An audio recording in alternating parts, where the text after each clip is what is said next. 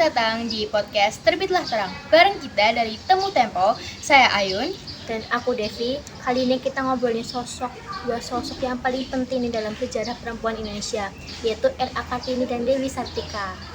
Udah hadir juga nih dua temen ngobrol kita yang seru banget pastinya. Ada Rizka dan Alma. Hai Rizka, Alma.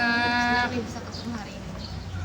Oke, kita langsung aja ya. Kalau ngomongin Kartini, pasti langsung keinget kutipan habis gelap terbitlah terang. Tapi sebenarnya apa sih yang bikin seistimewa itu menurut kalian? Menurut aku, Kartini itu adalah sosok perempuan yang berani.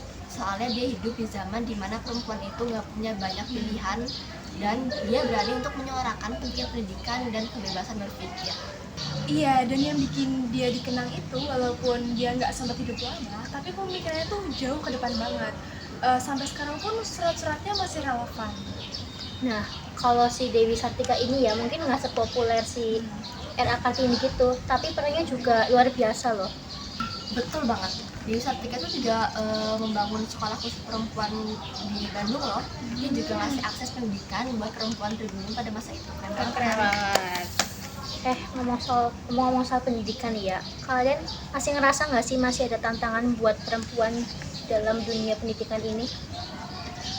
Iya banget sih, walaupun sekarang aksesnya lebih terbuka, tapi masih ada aja wilayah terpencil yang minim fasilitas, dan kadang budaya patriarki itu masih menjadi penghalang. Betul banget, ada juga tekanan sosial yang misalnya anak perempuan itu disuruh cepat buat nikah daripada kuliah tinggi-tinggi. Itu masih terasa banget di beberapa tempat. Nah, itu jadi PR yang besar banget buat kita karena pendidikan itu bukan cuma soal ijazah, tapi juga cara membuka pikiran kita. Dan perjuangan perempuan itu ya nggak cuma di bidang pendidikan aja loh, tapi juga di dunia kerja, politik, juga sampai urusan rumah tangga juga gitu. Bener banget, aku juga suka terinspirasi sama perempuan yang masih aktif di media sosial tanpa menghilangkan nilai-nilai Kartini dan Dewi Sartika. Ya, kayak Najwa Shihab, dia vokal, pinter, dan tetap rendah hati. Menurutku, dia itu representasi perempuan masa kini yang peduli dan kritis. Tuh, keren banget. Dan itu nunjukin kalau semangat perjuangan bisa diwariskan dalam bentuk apapun sesuai dengan zamannya.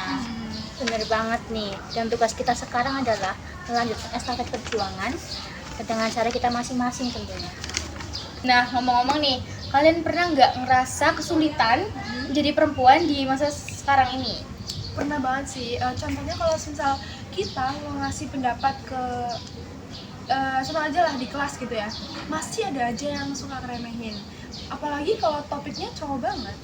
Aku juga pernah ada yang bilang kenapa sih harus belajar sampai malam, padahal masa depan itu kan bukan soal jenis kelamin ya. Nah, bener banget nih, kadang omongannya kayak gitu tuh bikin semangat kita down, mental kita down. Tapi justru disitulah pentingnya saling support antar wanita. Benar. Nah iya nih, di sekolah kita pun saling dukung-mendukung itu penting banget.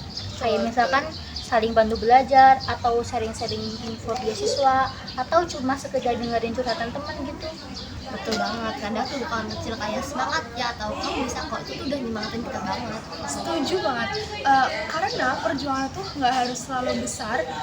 Bahkan Kartini aja tuh memulainya dari menulis surat yang sekarang tuh menjadi inspirasi sedunia. Ngomong-ngomong nih ya, misal banget. Kalau misal Kartini itu hidup di zaman yang sekarang kita ini, kalian ngebayangin nggak dia bakal jadi apa? Kalau aku sih ngebayanginnya ya, dia tuh bakal jadi aktivis sosial yang aktif banget di media sosial, kayak ngebahas konten edukatif gitu.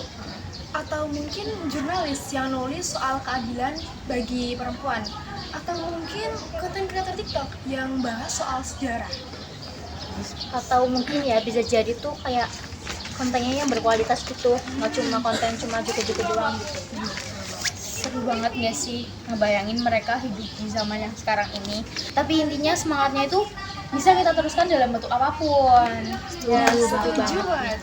Nah, sebelum kita benar-benar pamit, ada nggak dari kalian berdua pesan singkat buat yang dengerin? Aku ada nih.